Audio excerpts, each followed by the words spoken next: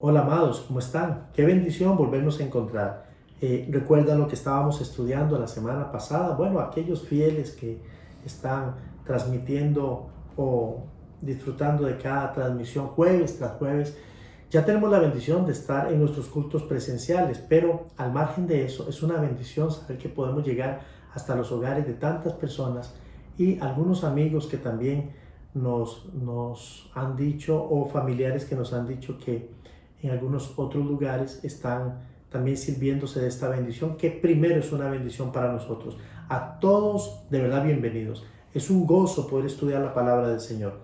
Recuerda, hemos estado estudiando la carta a los Efesios. Vamos a continuar hasta donde Dios nos dé gracia. Son solamente 6 capítulos, así que hoy voy a concluir con lo que empezamos la semana pasada. Pero vamos a hacer un breve repaso. Eso creo que siempre ayuda a los que nos están sintonizando, que es la primera vez, y podemos todos unificar y refrescar. Oramos antes, le pedimos a Dios que nos guíe y Él pueda manifestar su poder en medio de su pueblo. Déjeme bendecirlo en este momento. Padre, te doy gracias por la oportunidad de orar en tu nombre. También gracias porque nos has bendecido ya y lo has hecho con bendiciones espirituales en los lugares celestiales en Cristo Jesús. Por eso mi alma te alaba, porque sé que cada hombre, cada mujer que se permite hoy escuchar este estudio y también hacer sus anotaciones y buscar cosas curiosas que vamos enseñando paulatinamente, creo Dios que nos estamos edificando. Bendice a tu pueblo, bendice a los hombres y a las mujeres que se sientan, Señor, semana tras semana, o aquellos que hoy han tenido la oportunidad por primera vez de escuchar esta transmisión. Que esta palabra sea una palabra que no regrese vacía. Yo bendigo a tu pueblo en el poder del Espíritu Santo y en el nombre de Jesús. Amén, Señor. Muy bien, amados, estábamos en Efesios, estamos todavía en el capítulo 1. Este es el tercer estudio. Y algunas cosas que voy a decir es que Pablo inició la carta porque Pablo es el que escribe. Pablo está escribiendo 4 materiales desde la prisión. Está en ese preciso momento, está encarcelado en Roma y él se permite escribir a los efesios, a los filipenses, a los colosenses y también a Filemón. Entonces las cartas a las que Pablo escribe a las iglesias son 3 y una carta que es directamente pastoral, que es a Filemón. Vamos a repasar rápidamente. Los 4 materiales escritos desde la prisión por parte del apóstol Pablo es la carta a los efesios, muy bien, la carta a los filipenses, la carta a los colosenses y la carta al amado Filemón. Estas cartas fueron escritas más o menos entre el año 60 y el año 64 después de Cristo. Algo interesante también creo que vale la pena resaltar es que el mensajero que Pablo utiliza es Tíquico, es con el que envía la carta a cada una de las personas o destinatarios. En el caso de Éfeso, Pablo está enviando a Tíquico a una iglesia local que se encuentra en Éfeso. Pero esta iglesia de Éfeso pertenece a una gran ciudad, que es la ciudad de Éfeso, que se encontraba más o menos muy cerca de Esmirna y las otras iglesias a las cuales Juan escribe desde Apocalipsis, primeros capítulos 1, 2 y 3, ese mensaje del ángel a las iglesias, entre ellas está Éfeso. Bueno, Éfeso era una ciudad bastante idólatra, lo hemos dicho ya. En ella se encontraba o daba honor a su idolatría con el templo de la gran diosa Diana, que, dicho sea de paso, es una de las 7 maravillas del mundo. Éfeso es una ciudad que Pablo puede visitar en Hechos capítulo 19, verso 19. Vemos a Pablo denunciando y guiando a la gente para que tome decisiones y desista de la idolatría para servir al único y Dios verdadero. Esta carta está compuesta básicamente por 2 elementos. Un elemento querigmático que tiene que ver con proclamación, capítulo 1, 2 y 3, y el elemento didáctico que tiene que ver con enseñanza. Entonces, querigma tiene que ver con proclamación, es la palabra original, que se usa en el idioma griego, y didache, o es la forma tal vez más castellanizada de poderlo decir.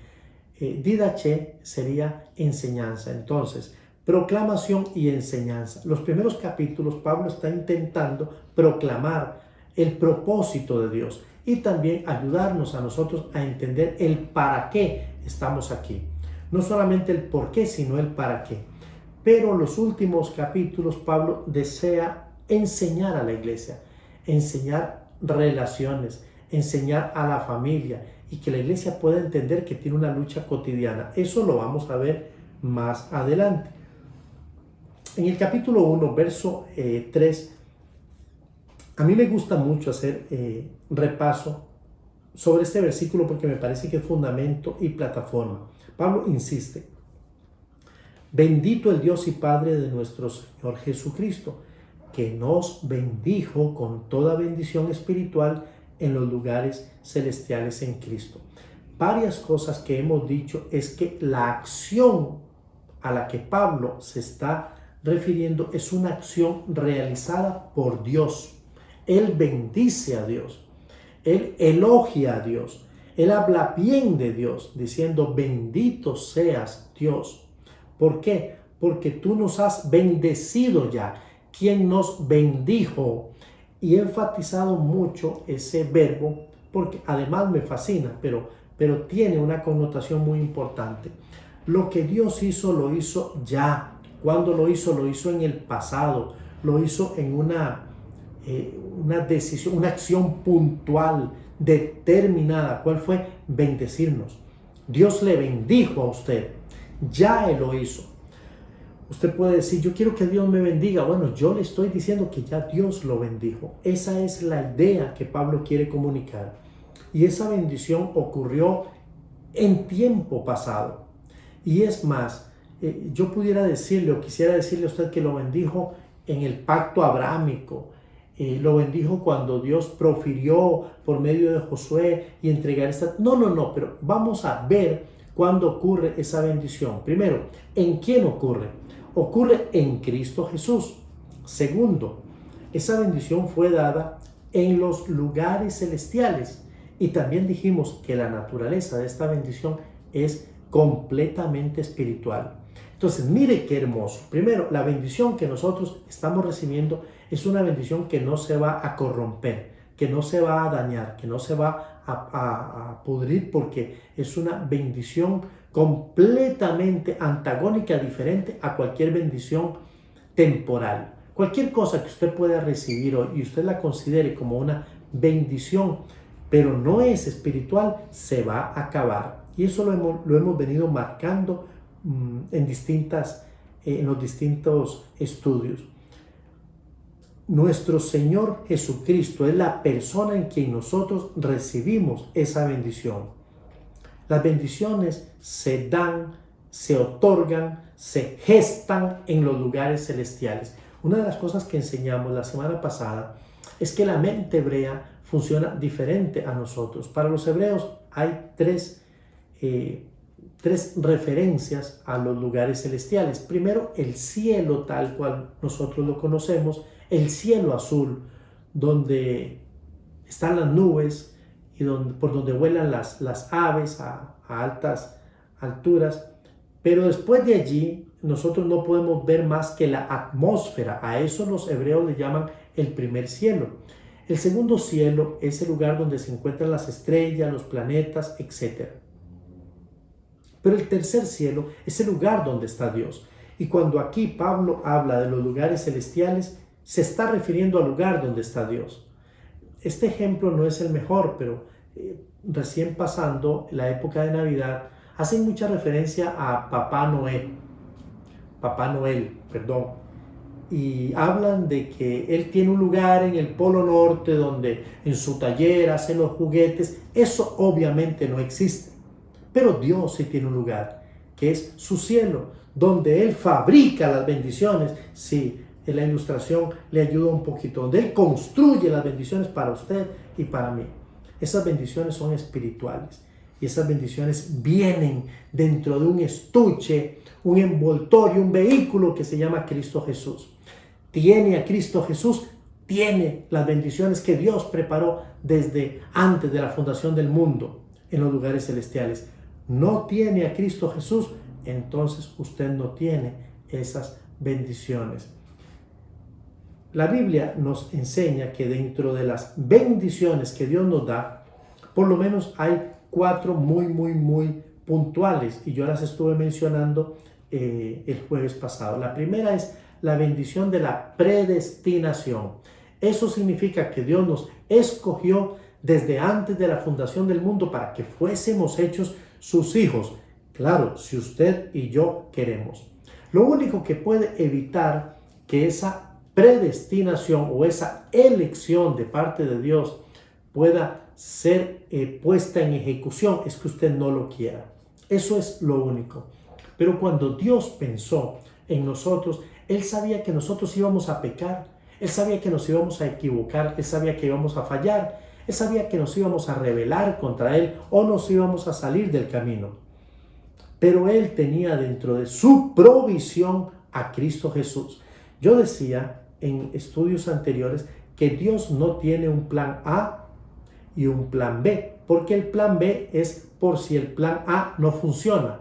Pues resulta que Dios solo tiene un plan, y dentro de ese plan ya estaba estipulado que Cristo pudiese ser nuestro Señor y nuestro Salvador. Esto es sumamente hermoso.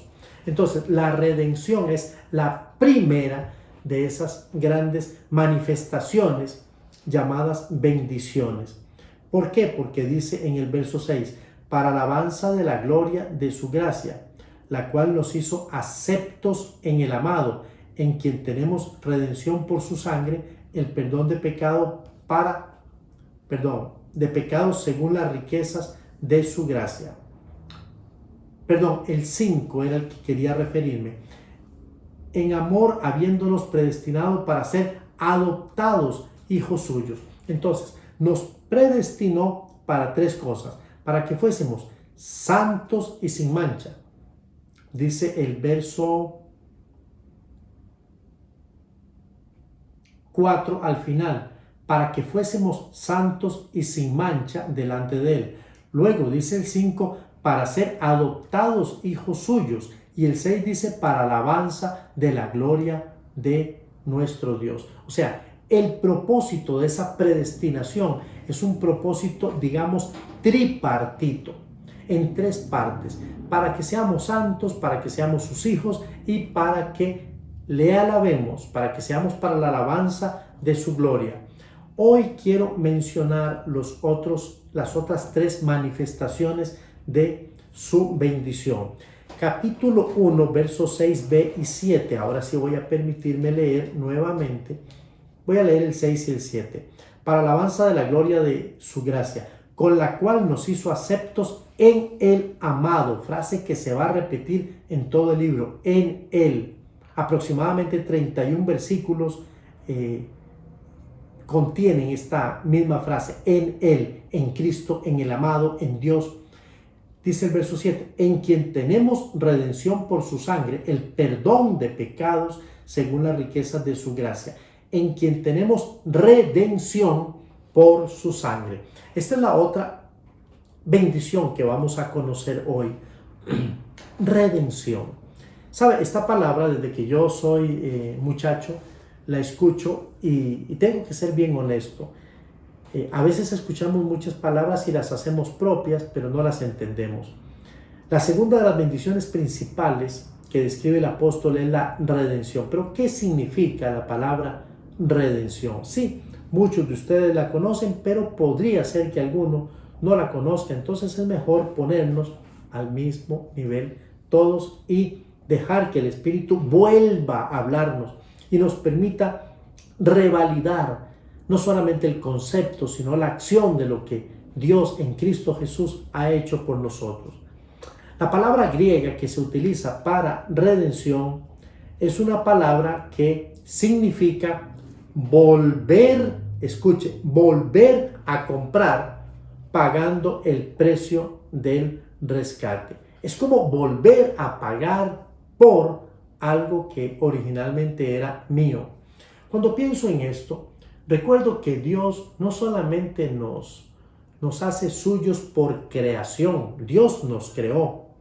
Pero dice Isaías, cada cual se apartó por su camino, cada cual se desvió, estoy explicando, volvió a su condición tal vez antigua después de la caída, una condición de pecado. Entonces se perdió, esa es la idea. Lo que Isaías quiere comunicar es que el hombre se perdió. Un hombre sin Dios, salido de la mano de Dios, salido del redil, es un hombre perdido. Entonces Dios en Cristo Jesús, dice 1 Corintios, nos compró por precio de sangre. Dicho de alguna manera, volvimos a ser de Él, solo que esta vez a un precio muy alto. Él pagó con precio de sangre. Antiguamente se podía redimir, o sea, se podía comprar o volver a comprar una mercadería, se podía volver a comprar un animal, una persona, y en algunos casos se podía redimir un pueblo. Cuando hablamos de un esclavo, tenemos que entender que un esclavo es alguien que ha perdido absolutamente su voluntad. Ya su voluntad no le pertenece a su amo o a su dueño.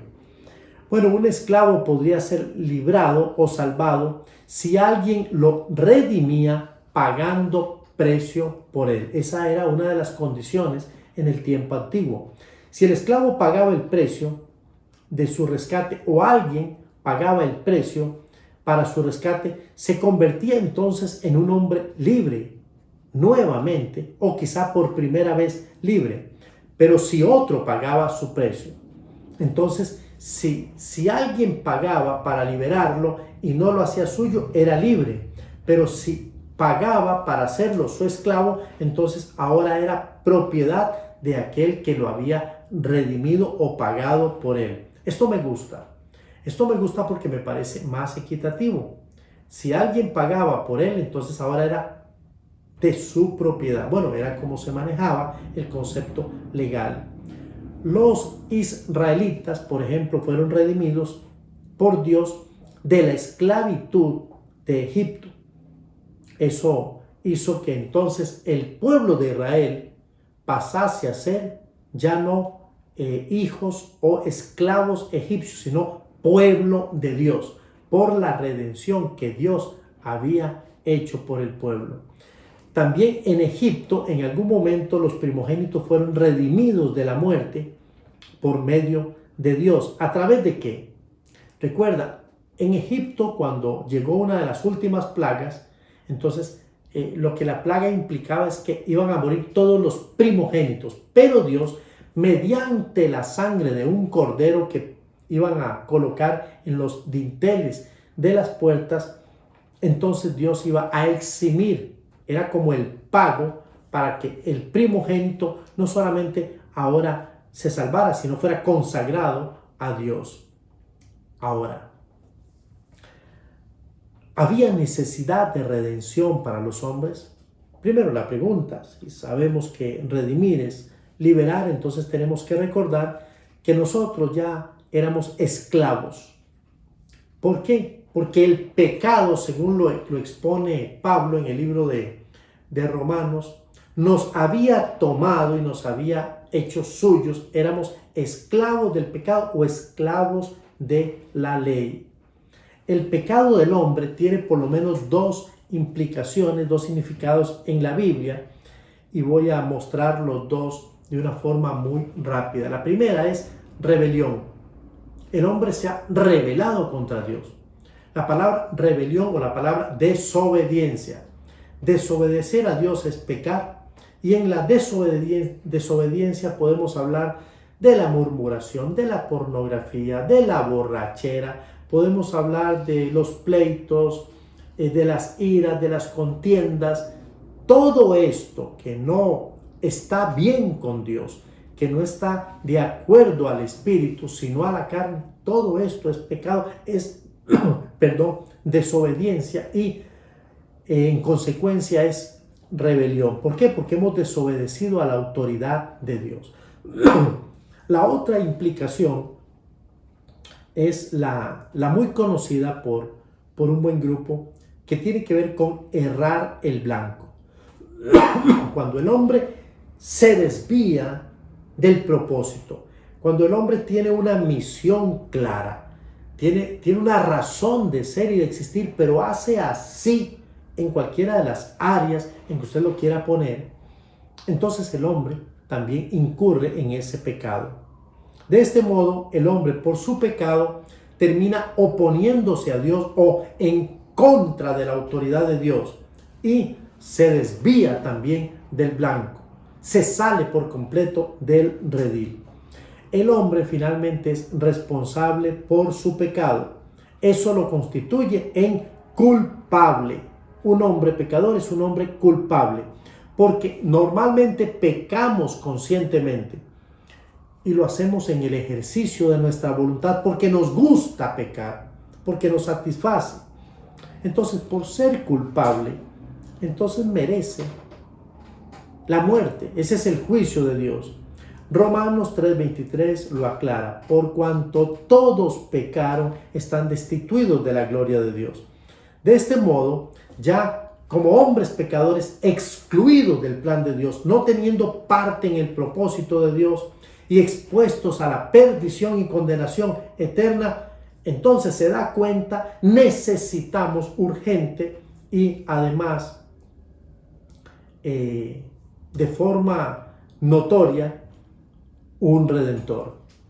Si no hubiera mediado un redentor, ¿qué sería de nosotros? Si no hubiese alguien que pague, que compre o nos compre y nos ponga a salvo, ¿qué sería? Probablemente una muerte eterna. ¿Quién es el redentor entonces de conformidad a lo que nos está enseñando el apóstol? Dice, en quien tenemos redención.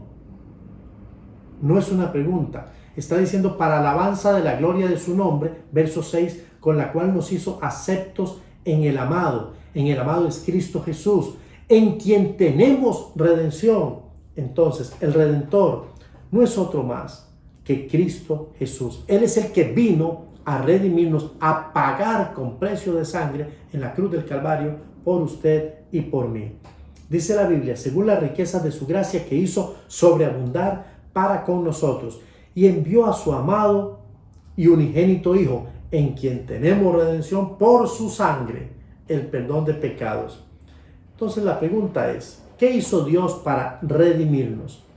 Bueno, Dios en primer lugar, para redimirnos, envió a Jesús. Cristo vino al mundo con el único objetivo de redimir al hombre de su pecado. Vivió una vida santa y además perfecta. Luego fue a la cruz y cargó en su cuerpo su pecado y mi pecado, nuestras culpas. Padeció la cruz, sufrió la cruz, recibió el castigo por todos los pecados, la maldición, pagó la deuda y murió nuestra muerte.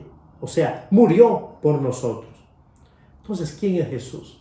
Jesús es el Cordero inmolado. Recuerda lo que pasó en Éxodo, cuando Dios redimió a los primogénitos. Para eso necesitó sangre de un cordero en los dinteles de las puertas.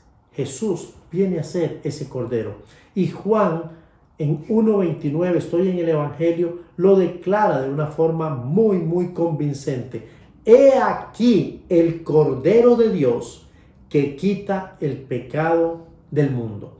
Entonces Jesús viene a ser el Cordero, nuestro Redentor, quien nos redime, quien paga por nosotros nuestra libertad. Nosotros finalmente somos redimidos por gracia. Y esa palabra es una palabra sumamente importante, porque la palabra gracia significa un favor que hacen por nosotros, pero que no merecemos. Entonces, ninguno de nosotros puede decir, yo merecía que Jesús muriera en una cruz por mí. No, ninguno de nosotros.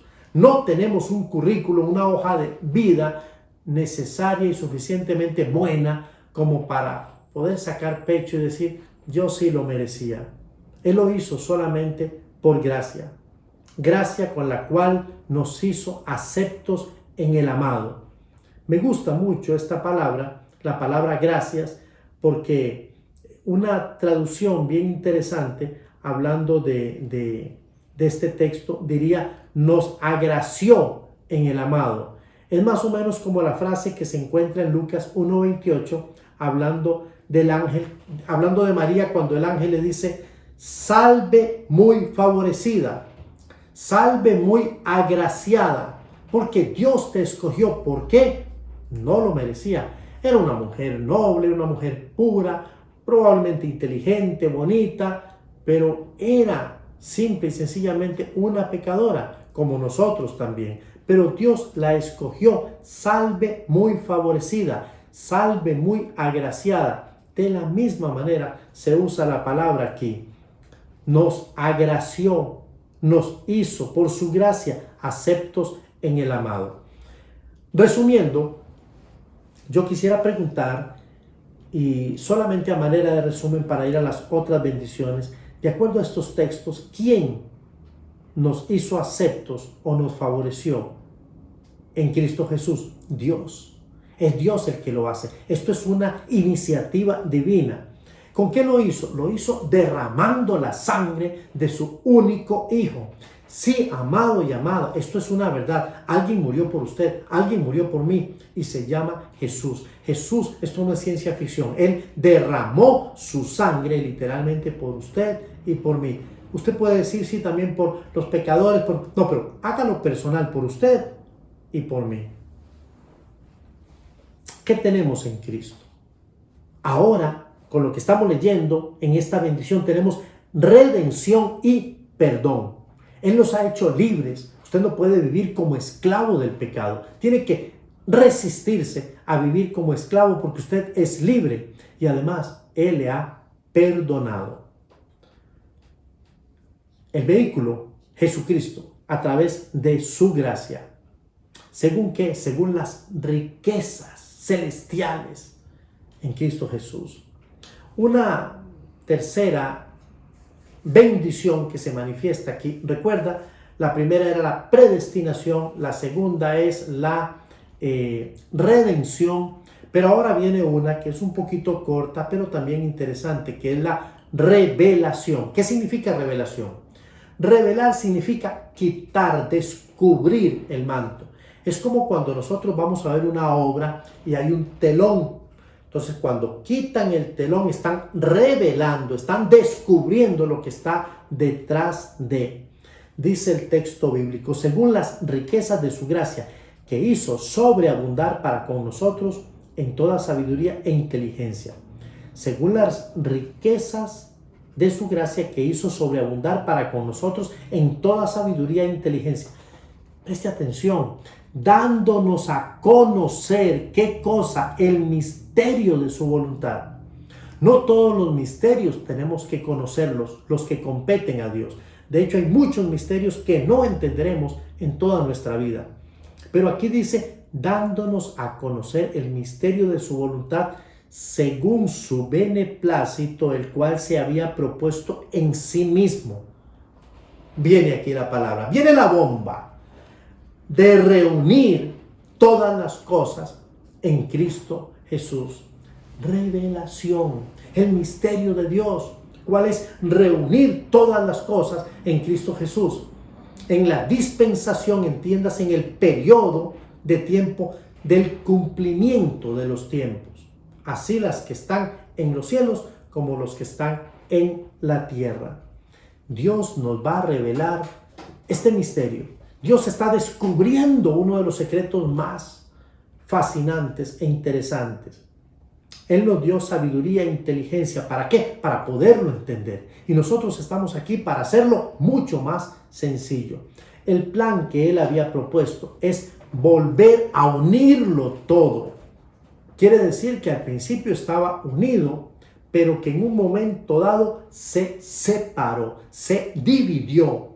Y ahora Él quiere volver a unirlo todo. ¿Cuándo? Cuando se cumpla el tiempo. El tiempo se cumple en Cristo Jesús. Ok, vamos a ver la revelación de este misterio. Primero, Dios tiene un propósito. ¿Estamos de acuerdo en eso? Perfecto. Y el propósito que Dios tiene es un propósito global para toda la humanidad. En ese propósito usted entra y yo también. Y dentro de ese propósito nosotros vamos formando parte del engranaje. Eso no significa de que yo sea un fin en sí mismo, pero yo soy parte de un engranaje que al fin y al cabo hace posible el plan, el propósito completo o complejo de Dios. Dios no tiene plan A y plan B. Eso lo hemos repetido varias veces. Dios simplemente tiene un plan y en ese plan nosotros debemos de calzar. Fue diseñado y preparado para usted y para mí para que tengamos propósito. La historia de la humanidad no fue librada al azar. No fue que Dios comenzó a tirar piedras y cara o sello. Dios sí tiene un sentido. Dios tiene una razón, un propósito. Y todo esto pertenece a su misterio. Entonces lo que nos importa ahora es conocer el misterio. ¿Qué significa misterio? La palabra misterio comunica la idea de secreto, algo que está escondido. Por eso cuando dice revelar es que Dios da a conocer. Dios descubre su secreto, su propósito. Uno no puede llegar a conocerlo por sí solo. Uno necesita que Dios, a través y por medio del Espíritu Santo, de la sabiduría e inteligencia que nos da, Él nos lo descubra. Y Dios se permitió darnos a conocer ese misterio. ¿Cuál era el misterio? Bueno, primero dice según su beneplácito. Esa palabra beneplácito también vuelve a ser compuesta y significa su buen parecer, su buen agrado, su buen deseo, sus ganas. Él se había propuesto en sí mismo, Dios con Dios, que nada ni nadie lo influyera. Simplemente Él un día nos daría a conocer su propósito. Ahora, ¿cuál es el propósito? Amado y amada, Él quiere volver a reunir todas las cosas en Cristo Jesús. ¿Se da cuenta? Quiere decir que las cosas, hoy podemos decir, no solamente las cosas visibles e invisibles se han dividido. Nuestra lucha no es contra carne y sangre, sino contra potestades de maldad en los lugares celestes. Significa que hay un mundo espiritual que está separado y dividido, como también lo está el mundo material. Y Dios quiere volver a unir todas las cosas en Cristo Jesús. Aquí la palabra clave es la palabra reunir. Esa palabra significa literalmente volver a unir todo bajo una cabeza. Esto es muy importante porque no es unir de abrir las manos así como si fuera un gran reguero y abrazar y luego tener un puño de todas las cosas como si fuese simple y sencillamente un caos. No es la idea. La idea que el apóstol Pablo quiere comunicar, escogiendo muy bien las palabras, es volver a reunir y más bien la idea es reagrupar todo bajo una misma cabeza. Entonces, la idea de reagrupar significa volver a agrupar. Lo que un día estuvo unido, estuvo sólidamente unido de alguna manera. Me gustó mucho esta idea y es la idea de volver a unirlo todo bajo una misma cabeza, o sea, bajo una misma dirección. Entonces, ¿qué es lo que está disperso? Muchas cosas, pero dentro de ellas hablemos de la humanidad. El nuevo comandante, que es Cristo Jesús, bajo quien Dios se ha propuesto volver a unir todas las cosas, es el que tiene la tarea y tiene la misión de poder realizarlo. Todas las cosas volverán a estar unidas en Cristo Jesús y entre ellas está también la iglesia. Filipenses capítulo 2, verso 9 al 11 dice así la palabra del Señor, para que ustedes vean el poder de esta palabra y también el impacto sobre la persona de Jesús. Hablando de Cristo, termina el verso 9 diciendo: por lo cual Dios también le exaltó hasta lo sumo y le dio un nombre que es sobre todo nombre. a Jesús, para que en el nombre de Jesucristo se doble toda rodilla de los que están en los cielos y en la tierra y debajo de la tierra. El comandante general es Cristo, y toda lengua confiese que Jesucristo es el Señor, para gloria de Dios Padre. Ese es el misterio de Dios, poder volver a reunir todas las cosas en Cristo Jesús. ¿Qué es lo que va a volver a unir? Bueno, alguien lo explicó mediante una alegoría muy interesante. Él dijo: en la historia humana han habido dos grandes explosiones, llamémosle explosiones atómicas, espiritualmente hablando. La primera es la que se dio en el Edén. En el Edén hay una explosión atómica espiritual llamada pecado. Y las ondas, y alguien la califica como esa maldita onda expansiva, aún sigue propagándose en la humanidad, sembrando muerte por donde quiera. La Segunda Guerra Mundial finalizó cuando los Estados Unidos detonó una bomba sobre Hiroshima, Japón. Algunos cuentan que el impacto de esa bomba todavía hoy tiene sus secuelas. Hay hombres y mujeres que son afectados por la mutación que provocó la radiación de aquella detonación. Hace mucho más tiempo atrás, esa bomba llamada pecado permeó de tal manera a los pueblos a través de las edades y de las generaciones hasta nuestros días. Entonces, el pecado, o esa bomba expansiva llamada pecado, trajo muerte, lo cual significa separación. El pecado destruyó la unidad que había en todas las cosas, la unidad que había en el universo. La palabra universo viene de la palabra uno. Entonces, lo que hizo el pecado es que corrompió, dañó, pudrió lo que en un principio era uno y era bueno. Estoy hablando del universo. El pecado separó a la criatura del Creador, enemistó a los hombres entre sí, separó a los cónyuges, engendró odio, egoísmo, rebeldía, avaricia, pelea, envidias, asesinatos, infidelidades, robo, fornicaciones, divorcios. Todo eso lo ocasionó el pecado. Entonces, la historia de la humanidad es afectada por estos testimonios que son sumamente evidentes. El pecado viene para destruirlo todo y para poner a los hombres uno en contra del otro.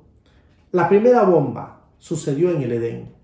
La segunda bomba es una bomba que ocurre cuando Dios, en la plenitud de los tiempos, dice Gálatas 4:4, pero cuando 4:4 no estoy errando, déjeme darle la cita. Dice Gálatas, pero cuando vino el cumplimiento del tiempo, 4:4, exacto, pero cuando vino el cumplimiento del tiempo, Dios envió a su Hijo, nacido de mujer, nacido bajo la ley. ¿Cuándo? Cuando vino el cumplimiento del tiempo. ¿Para qué? Aquí vemos ahora dos interesantes facetas. Primero, Cristo llegó para llevar sobre sí el pecado de la humanidad. Con esto llevaría también la maldición, las enfermedades, odios, toda nuestra pecaminosidad, o sea, el viejo hombre. Todo eso lo llevó Cristo a la cruz. Dice Hebreos 2:14 y 15. Así que por cuanto los hijos participaron de carne y sangre, Él también participó de lo mismo, para destruir la muerte al que tenía el imperio de la muerte, esto es, al diablo, y librar a todos los que por el temor de la muerte estaban durante toda la vida sujetos a servidumbre. Nos hizo libres. Perfecto. Entonces, la segunda bomba espiritual es cuando Jesús llega a la tierra. Su muerte fue la primera faceta de la bomba. Él vino para morir. Y aquí ocurre la primera implosión que absorbió la explosión del pecado. O sea, la explosión del pecado fue absorbida por la muerte de Cristo. Pero cuando Jesús resucita, entonces ocurre la segunda explosión. No sé si me estoy explicando. En el Edén, una explosión de pecado comenzó a irradiar, comenzó su onda expansiva a dañar a la humanidad. Cuando Cristo descendió del cielo y fue a la cruz y murió, entonces hubo una implosión. Todo fue consumido en la cruz del Calvario. Todo pecado fue pagado en la cruz del Calvario. Pero viene la segunda explosión atómica espiritual, que es mucho más poderosa que la bomba que explotó en el Edén. Y es cuando Cristo resucitó entre los muertos. Esa bendita onda expansiva, desde aquel día, es que le ha dado al hombre, le ha dado al mundo esperanza y vida a todo aquel que en él cree. Esto es sumamente hermoso, incluyendo, por supuesto, a la iglesia. Y aquí estamos nosotros, aquí estamos usted y yo. Dice la Biblia, porque todos los que habéis sido bautizados en Cristo, de Cristo estáis revestidos. Ya no hay judío ni griego, no hay esclavo ni libre, no hay varón ni mujer, porque todos vosotros sois uno en Cristo Jesús. Este es el propósito y el plan de Dios. Simplemente volvernos a unir a todos los hombres, con nosotros mismos, pero también con nuestro prójimo. Esta revelación es el fundamento que usa Pablo para combatir toda división que se pueda levantar en medio de cualquier iglesia. Judíos, gentiles, hombres, mujeres, ricos, pobres. Dios nos ha revelado por medio de su palabra cuál es su voluntad, unir en Él todas las cosas. Y quiero terminar con una bendición más, o una manifestación de esa bendición que tiene que ver con la herencia. Entonces, recuerde, la primera manifestación tiene que ver o se llama predestinación. La segunda tiene que ver con redención. La tercera tiene que ver con revelación. Y ahora, esta manifestación de su bendición se llama herencia. Me gusta. En él asimismo tuvimos herencia, habiendo sido predestinados conforme al propósito del que hace todas las cosas según el designio de su voluntad. Tuvimos herencia, y a fin de que seamos para alabanza de su gloria, nosotros los que primero esperábamos en Cristo, en él también vosotros, habiendo oído la palabra de verdad, el evangelio de vuestra salvación, y habiendo creído en él, fuisteis sellados con el Espíritu Santo de la promesa, que es las arras de nuestra herencia, hasta la redención de la posesión adquirida para la alabanza de su gloria. Solo quiero terminar aquí diciendo que la Trinidad ha estado presente en todo este pasaje. Del 1 al 14 vemos la manifestación de un Dios que es trino, Padre, Hijo y Espíritu Santo, haciendo posible todo esto que hemos venido compartiendo ya por estas diferentes semanas y que viene todavía, por supuesto, mucho más. Dios el Padre, Él fue quien nos amó, nos predestinó, nos escogió, nos aceptó, nos redimió, nos adoptó, nos bendijo con toda bendición, nos reveló, nos descubrió su voluntad para que no seamos neófitos. Además nos selló y nos dio una herencia, la cual es incorruptible. Todo esto en Cristo, por su gracia y para la alabanza de su gloria. Dios el Hijo, Jesucristo, Él ahora es nuestro Señor y nuestro Salvador, pero también es nuestro hermano mayor, nuestro Redentor, el que pagó con precio de sangre por nosotros, pero el que también nos une con Dios, porque estábamos separados, y también nos une con los hombres. Él es el que nos hace coherederos, heredamos con Él. Esa es una gran bendición.